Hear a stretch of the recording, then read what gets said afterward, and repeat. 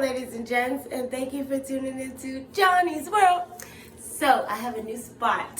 The new spot is right here. I hope you like it. I get to show off, I like my whole body, and so, Anyways, it's story time.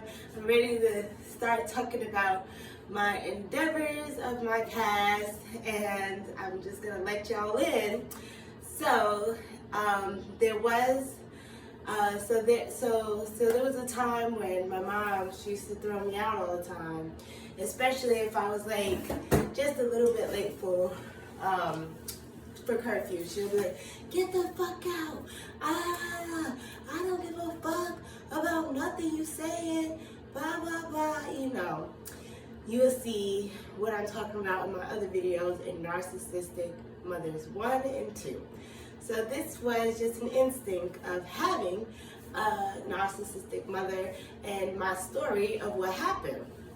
So I'm thrown out at 12 years old. I'm about 120 pounds, and it's late in New York City. And I have a mini skirt on, Calvin Klein, I will never forget. And so all I can think about is weed. I just want to smoke. I gotta smoke some weed. So I'm just walking, just thinking about weed because I'm so mad, and it used to calm me down. So I finally get to some guy, I don't know, I forget his name. I think it was Raj, something like that, something with an R. And so it was so long ago. Remember, I was 12. I'm 34 now, so that should tell you. I mean, it's a miracle I remember half his name in this story because the story is so powerful. But just listen. So what happened was I had seen Raj, and we're just gonna pretend his name is Raj, and I'm right. But I seen him.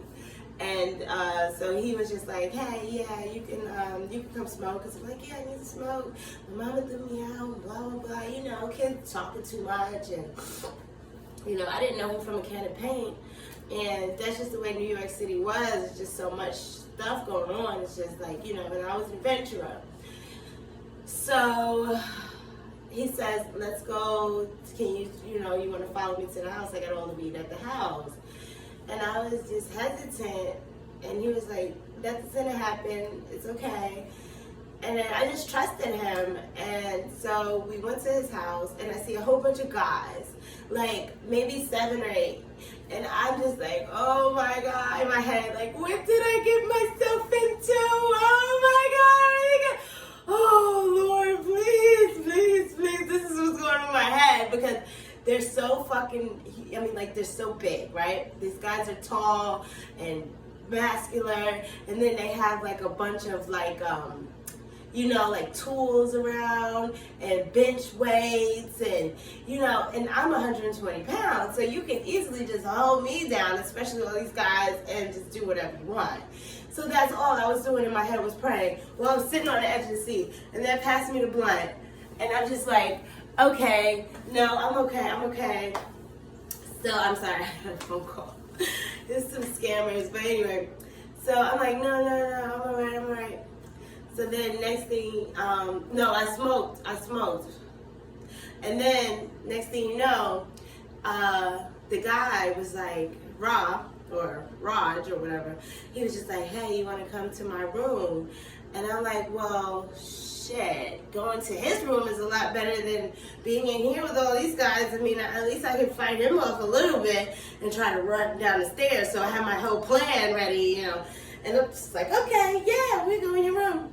So I went in his room, and he was just like falling asleep. Like, he was just like, "So what happened again?" And then he'll just go out off. He's like, and then he'll wake up, and then he's just like, "Okay, so she threw you out," and then he'll go back to sleep, and then I'm just really angry. I'm sad, I'm crying, and I'm just so sad and just angry.